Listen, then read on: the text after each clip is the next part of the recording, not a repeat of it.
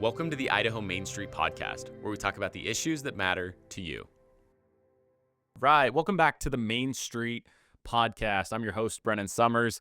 We're thrilled to have a guest today with extensive expertise and a lot of unique insights to share with us. Last season, we met with Kelly Packer from the Association of Idaho Cities, and she really opened up the playbook on the importance of cities, which odd concept, but why cities themselves are important in the role they play and do a lot of the things that we don't think about and probably shouldn't think about.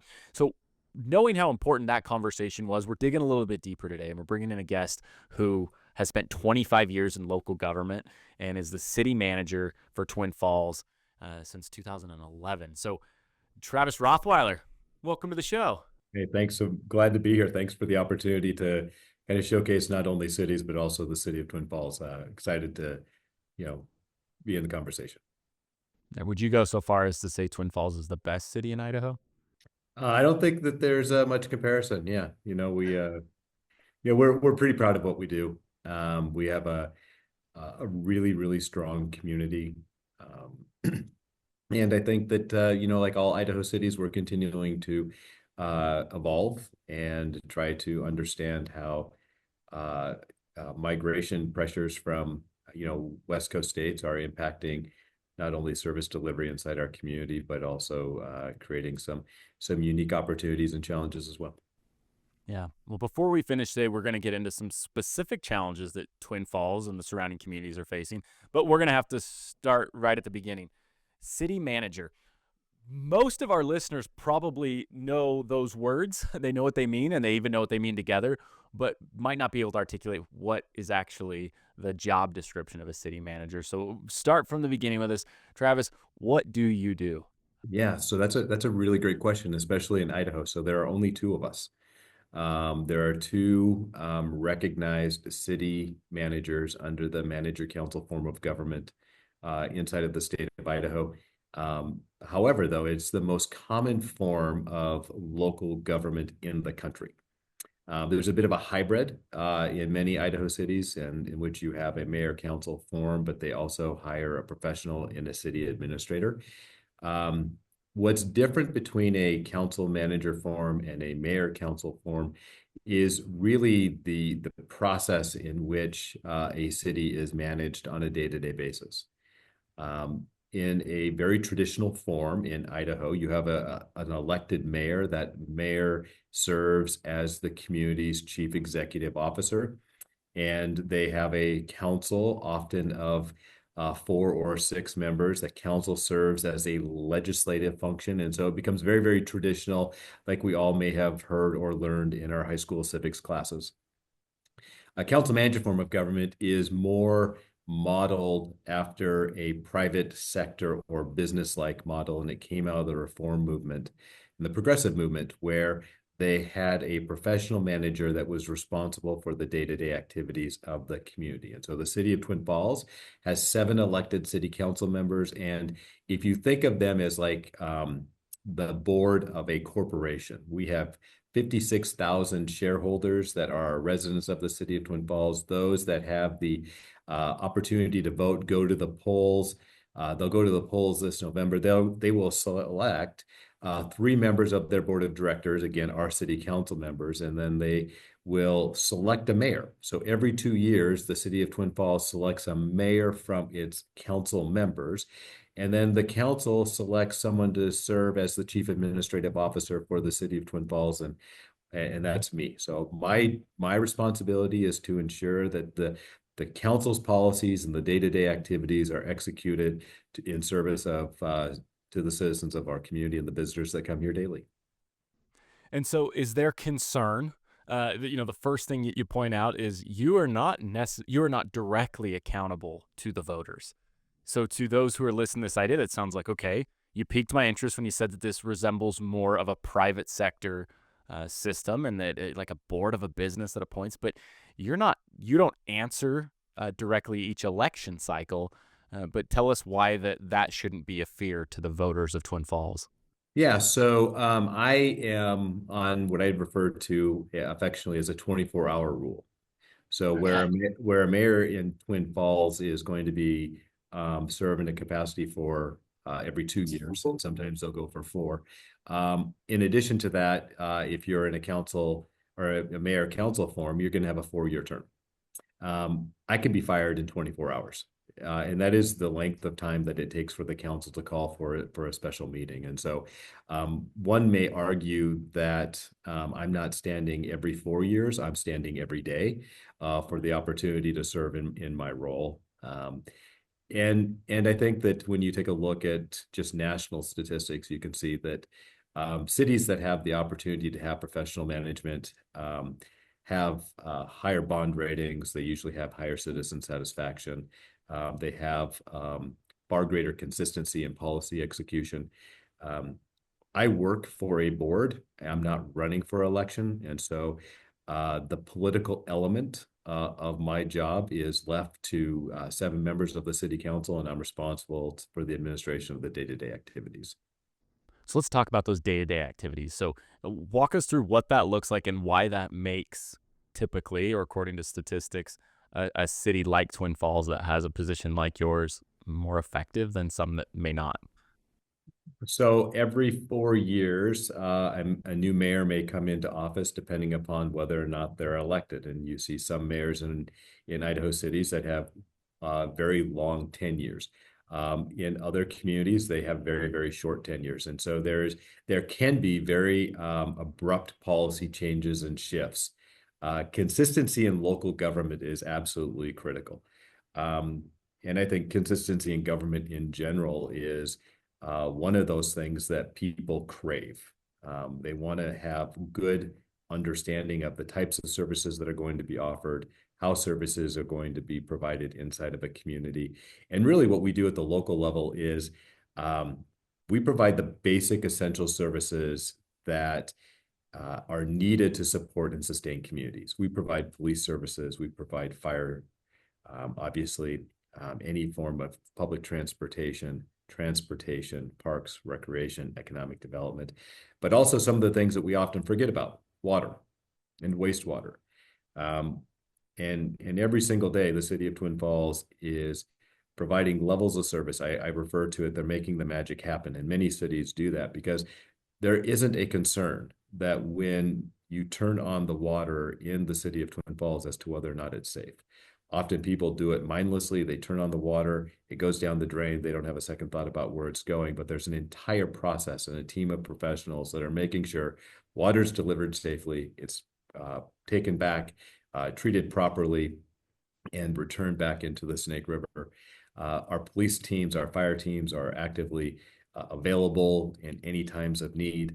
And so that level of consistency really helps us be able to ensure that we're accomplishing longer vision plans. So we created a 2030 plan in 2012. We're going to start a 2040 rewrite of that. And I just think through the consistency, the maintaining I would describe a apolitical agenda in service delivery is to the benefit of our community. Yeah. So I love this idea of consistency because right now we're battling on the like a political front. We see the increased call for term limits or frustration with elected leaders that who some appear may have stayed too long, but or some have viewed that there's just complacency in the position, that they've been doing it so long that maybe it's time for, fresh blood. And there's a whole conversation about the role of seniority and why people stay as long as they do. But you're saying consistency matters, but it also matters that not just are they consistent, but that when they're there, they're effective. And a role like yours allows for that. But as the voters become increasingly partisan, or as the general public just becomes increasingly polarized, it becomes hard for that consistency when people are kind of becoming more fickle, if you will.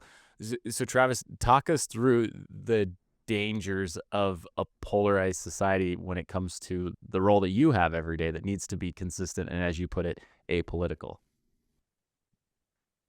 So every single day, we're responsible to provide those services to help, maintain sense of community, right? So police services, fire services.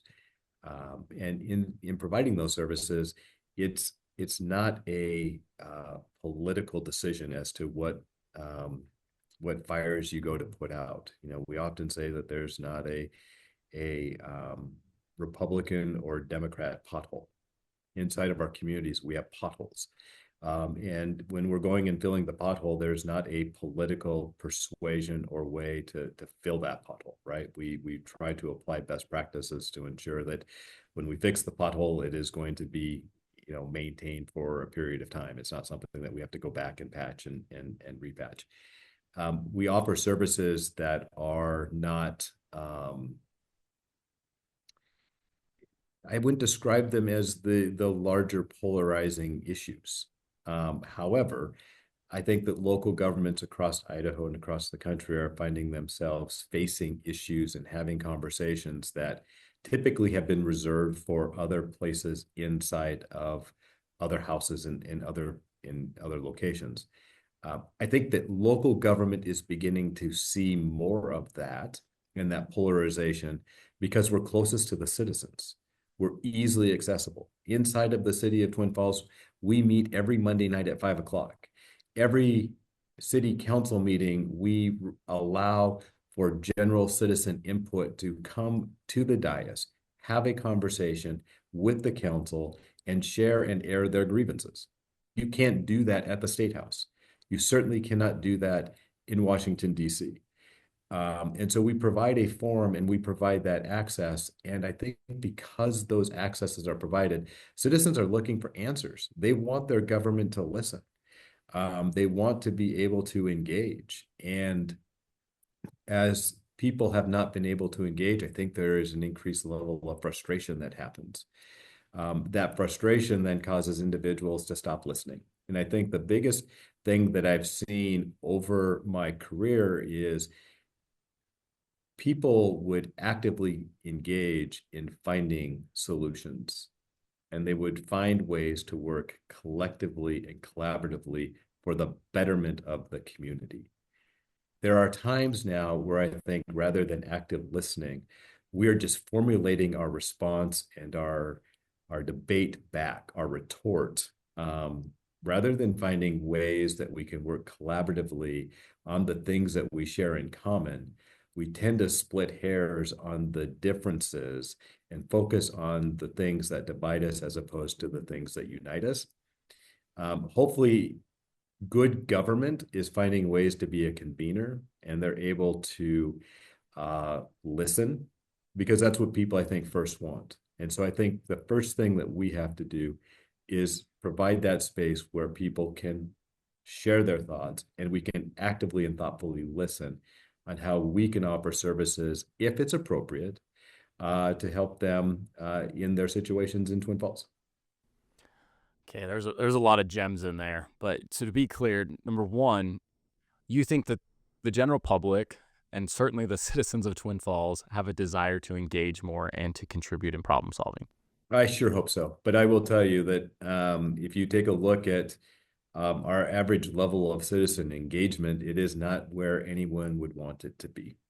I wish that we had more citizens come in to engage. I believe that we provide a forum and an opportunity for them to do so should they want to. Yeah, and then there's a collective action problem there where if everyone can do it, nobody does it.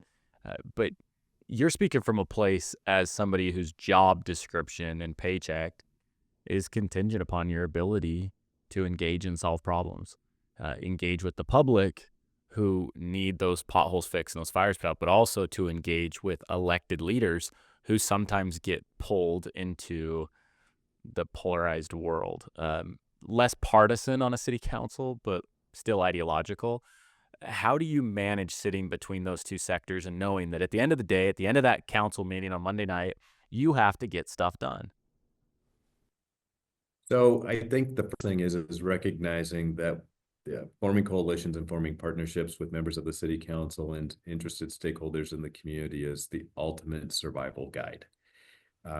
Trying to find individuals and groups that share common interest and then putting our resources together so that we can accomplish those problems that not one single individual can accomplish. And I think that is we're seeing an increased level of complexity and issues. Not one single individual or entity has the ability to successfully accomplish all of those things independently. Um, and so it really is incumbent upon us to bring people along. While the city manager is responsible for the day-to-day operations, one of the things that I actively do is I share power and decision making with not only council members who set policy, but I also with a team of professionals that help guide our organization in their particular fields and expertise, whether it be in police and fire, engineering, or public works, or human resources. Whatever their fields may be, it really is a team and a collaborative approach to problem solving. Um, we're not perfect. I mean, I don't know of an entity that has had perfect days, and but every day it's not. There's a level of effort and commitment that truly makes I think Twin Falls a special place. Yeah, and what you've described is a desire and an intention to make government more effective. And on national stage, we've seen, the creation of the Department of Government Efficiency, and it's certainly not a new idea to say, hey, we want to waste less taxpayer dollars and we want to see things run more smoothly. Credit to Governor Little, who's you know when he started cutting red tape in Idaho, and we've seen the economic benefits of that. It's been helpful in trying to get government out of the way of some no-brainer decisions.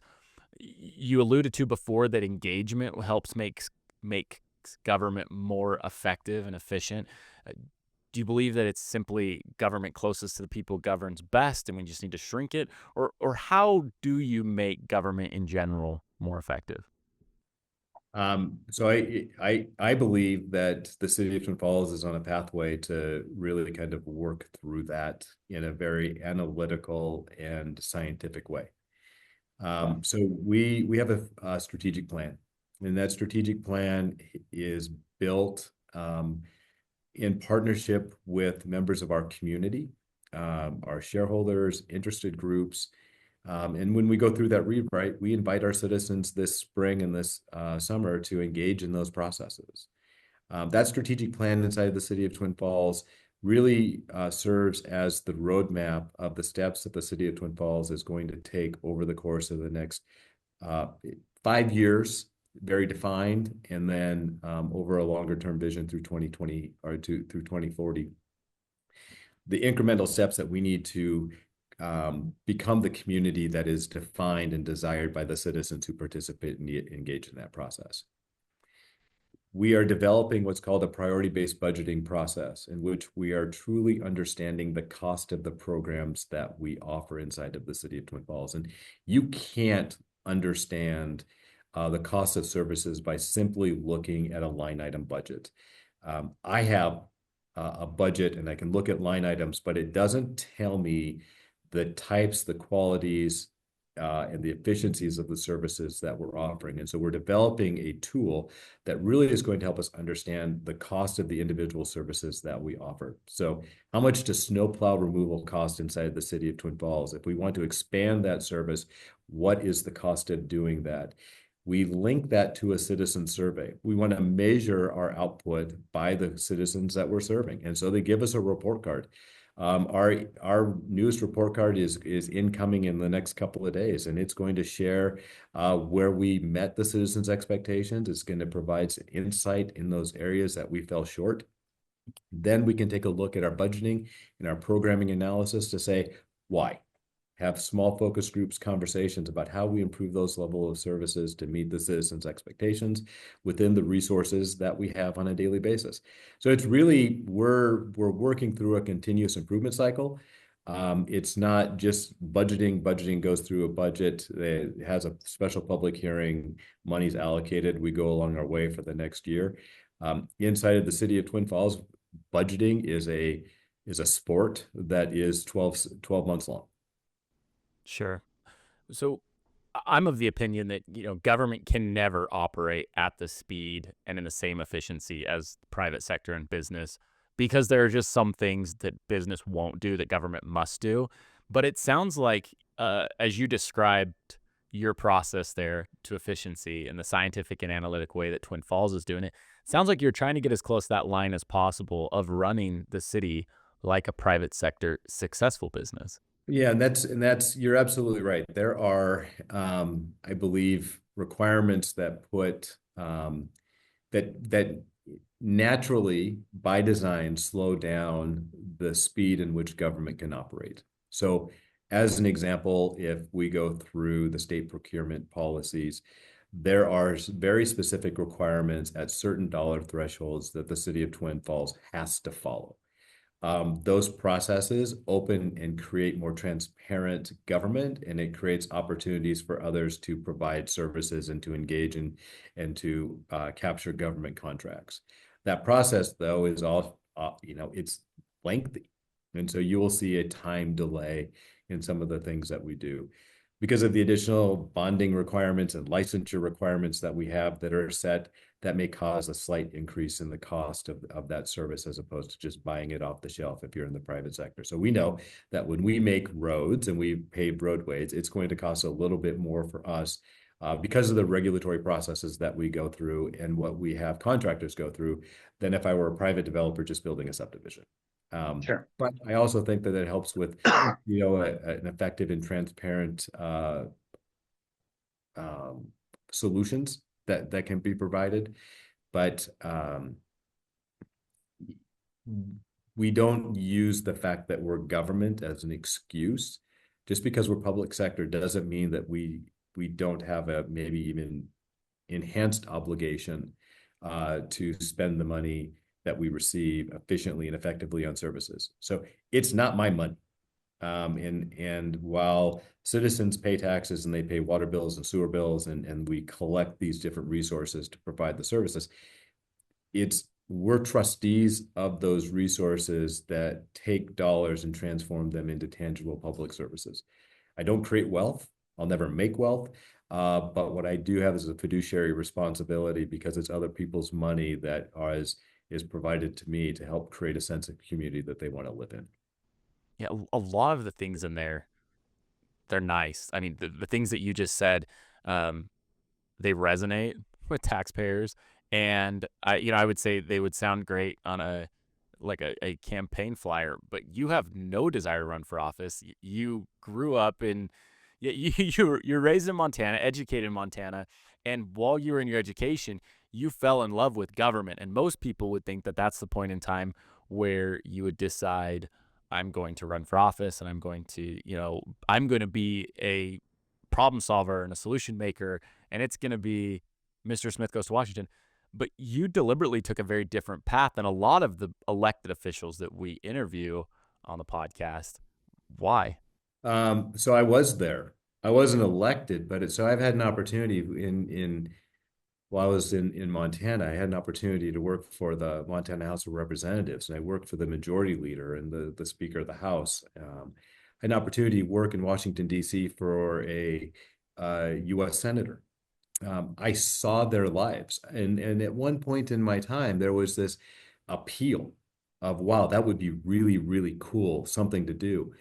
And then at some point, there was a recognition that the politics wasn't necessarily creating fences, right? So being born and raised in Montana, you want to see the fruits of your effort in a day's work. And when you look back, I call it fence building, right? When you're in Montana and you're working on the range and you want to fix some fence, you want to look back at the miles of fence that you were able to fix. And sometimes in politics, you're not fixing any fence. You're actually knocking it down. And it's not productive. And I lost, I didn't feel as though we were, or I was, able to truly give back and provide and help and serve others. Now, there are some amazing elected leaders that provide fabulous service to their constituents. They're actively engaged. I just think that the processes at both the state and the federal government level are certainly more bureaucratic, at least in the places that I worked, than it is at the local government side. And here at the local government, I truly believe that we have the opportunity to assist and improve the quality of life of citizens in a very tangible and meaningful way. And I think that it is quickly noticed, just as the successes that we have are quickly noticed, because we're so close to our failures. Yeah. I can relate. I think even some of the most effective elected leaders have a big chunk of their time and day is dedicated to things that are just performative, that they have to do. Whereas the people working behind them, with them, and sometimes next to them, uh, don't have to do those performative. And individuals like you, who are solutions focused, are make elected leaders more valuable because you're able to get the things done. So I appreciate the way that you describe that, and I think individuals like yourself are essential in government. You work with, you don't arrest the bad guys, as you'd say, or put out the fires, but your teams do, the people that you work around and with. Why don't you talk to the importance of the often forgotten public servants that don't show up on a ballot? Yeah. So one of the great things that I've had an opportunity to do is I've had an opportunity to spend the night in one of our fire stations. And I pulled a 24-hour shift. And I think that really walking in their boots, if you will, for a full-on day was incredibly eye-opening. Everybody kind of appreciates the fact that firefighters sleep in the houses, right? And they have almost secondary homes. One of the greatest takeaways that I had when I had my visit inside of Twin Falls Fire Department was that I didn't sleep. I had this anticipation that the bells were going to go off in the middle of the night. And so while I can go home and I can have this beautiful, restful night's sleep, I can get up the next day feeling relatively refreshed. In that evening, I slept as though there was a level of anticipation that that tone is going to go off. And I likened it to those days when you know that you can't miss that airline flight, or you have that really important thing that's going to be at 3 o'clock in the morning. And so you have to get up. And so you don't have that restful night's sleep. And I had one night of that. And we have firefighters that do that for 1/3 of a year, working Wow. 48 on and, they're 96 off. Um, we have police officers where I was able to work and kind of pull a shift that are um, about building community.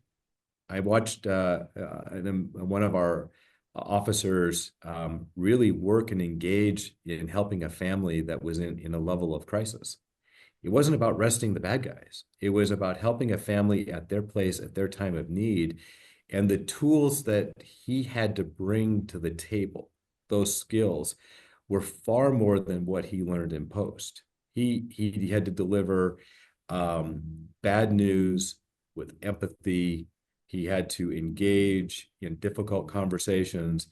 It wasn't um, it wasn't what we watch on TV dramas. And that's the level of service that we're providing. And yeah, our teams are well equipped, but um, a day in their life it was incredibly eye-opening to me. And they're part of my team. And I've been doing this for 25 years. And I embarrassed to say I didn't have any idea as to what that looked like. Yeah, I'm really hoping well that it said. snows. So I was born and raised in Montana, and I love snow, right? And I'm really hoping that it snows. Um, because the next thing that I'm going to do is I'm going to go out with our snowplow team. They know that they're going to call me at the 2 o'clock in the morning, and my phone's going to go off, and I'm going to drive down and I'm going to jump in one of the plows in the passenger side. I'm not qualified to operate the heavy equipment, so I don't have to worry about hitting cars. And I'm going to ride with them. And just learning and experiencing, I think you develop a greater appreciation because when citizens call 911, we answer the call. In some communities, there's a delay. Yeah, Police, fire, whatever EMS services are critical and defined at that time, they arrive. Um, and there is, I believe, an expectation that they're going to come and they're going to help. yeah. Um, and that It, expectation is met by qualified, amazing, dedicated professionals all across local government. And sometimes it's the times in which local government professionals err that tends to get all of the headlines. It's not the seven other thousand times that month that they offer that service in which they got it right.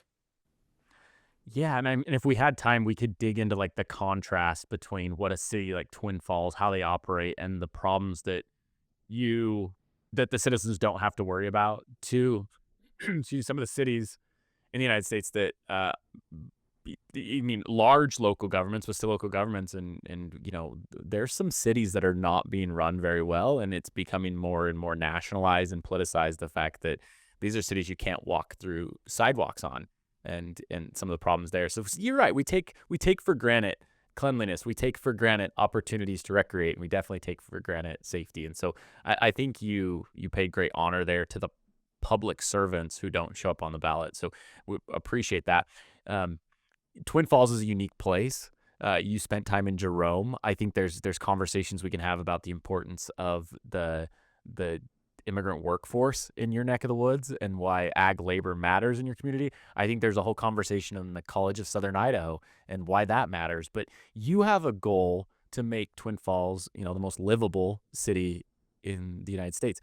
How's that going? And how do you feel as you look at your strategic plan and both the benefits and challenges that growth bring to your city? Yeah, I think that every day we continue to make headway, and I still want to be an optimist to believe that Twin Falls' better days are still before us. Um, I'm excited about what we're doing. I think that we have some amazing economic development opportunities. Value-added agriculture is going to be the lifeblood of all Magic Valley cities, and foreign-born labor is a key component of that. And that is, you're absolutely right. That's a critical piece. The College of Southern Idaho is, in my opinion, one of the most important partners the city of Twin Falls has. They work to help train our police force. They help work with us in economic development efforts as we're working to, create job knowledge and build skills for individuals that are going to come into new and emerging private industries that are looking at Twin Falls and the larger region. Twin Falls is unique. We got an amazing bridge. And it is legal for people to jump off of it if they want to. I believe it's a perfectly good bridge. I have no intention of doing it. But with that bridge comes some amazing complications. Inside of the city of Twin Falls, we have an estimated 56,000 residents. If you take a look at the number of people that come into the city of Twin Falls through all penetration points, it's nearly 100,000 vehicle trips. Wow. So the daily population of the city of Twin Falls grows to more than 2 times its census population. The city of Twin Falls has to provide services to all residents and visitors alike. And so if those cars have one individual in them and they come into Twin Falls and they leave, that's 50,000 additional people that we're providing services to on a tax structure that is supported by 56,000 people. So the way I liken it to my private sector friends is every second customer that comes into your store, you give them services for free. Because the citizens of the city of Twin Falls are paying, whether it be property taxes, the tax that no one likes to pay, they're paying for the water and the sewer systems to be able to function and operate. The citizens that come into the city of Twin Falls through the bridge and other major roadways don't pay for those services that they may need while they're here on their visit. And so having growth pay for growth is tough. And Twin Falls is not the only community in the Magic Valley that's growing. In fact, while we're nearly 100,000 vehicle trips into the city of Twin Falls based upon the most recent ITD study, that's up 25% since 2019. And that is just an indication of how the Magic Valley is growing in relationship to all other places in Idaho. And so we've continued to be found. That is causing pressures on not only infrastructure, but housing. Sure. The housing costs inside of our community are pretty significant. And when you look at housing in relationship to police officers, firefighters, teachers, nurses, that basic core frontline fabric of service providers, their ability to access quality housing is hard. And so we've lost applicants because they can't afford housing. Childcare is a pretty impressive conversation for many cities in Idaho as well. So we've got to ask then, you got that big canyon, that nice bridge that goes across it. Apparently in the 70s, Evel Knievel tried to make the jump, didn't quite. But your job now is to make the jump. And is there going to be a metaphorical jump, a second crossing? Yeah, so we're working with ITD on what that location is going to be. ITD is passed a series of resolutions in the fall of 24 that allowed them to take a look at 3 major projects, and I believe that those are kind of working through the state ITD process. The first is looking at expanding the Hanson Bridge, which is just outside of the city of Kimberly, which is going to be east of the community. For those in Twin Falls or familiar with Twin Falls, they understand that the pole line Blue Lakes intersection is one to avoid, and it's hard to avoid it when it's the only major access point going across the Prime Bridge. So that the second resolution was to try to find a long-term traffic solution for that intersection to alleviate congestion. And part of that might be a third bridge crossing. And my understanding is that they're zeroing in on locations that are generally to the west of the city of Twin Falls and where that location may be.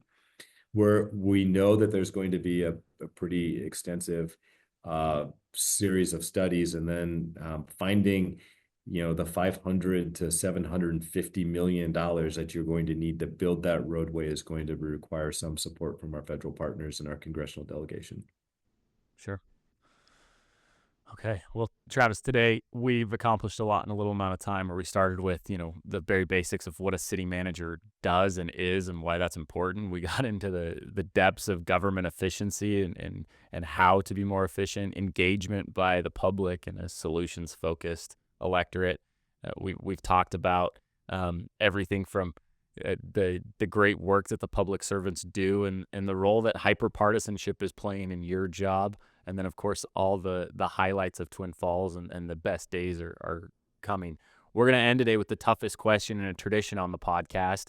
You're based in Twin Falls, and so we're going to put you on and say, if anyone who's coming to your city, if there's one place that they must put on their list to stop and grab a bite to eat at, what is that restaurant? Oh my gosh. I told you it was the toughest question. We stumped the smartest people with that one.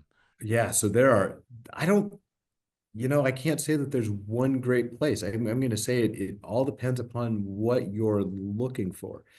We have some amazing mom and pop breakfast places, whether it be the give us one. Buffalo Cafe, Norm's Cafe, amazing breakfast. You can't go wrong with either one of them. Buffalo and Norm's. All right, we'll put it on the list. Okay. Travis, you've been generous with your time today. I think that this whole concept of running a city kind of like a business, but not exactly like a business, is intriguing to many. And you've talked through a lot of solutions that I hope other city leaders, elected or not, pay attention to on ways we can improve all of government across the country. So we thank you for your time, and we hope to have you back. I'd be happy to come. Thanks, Travis.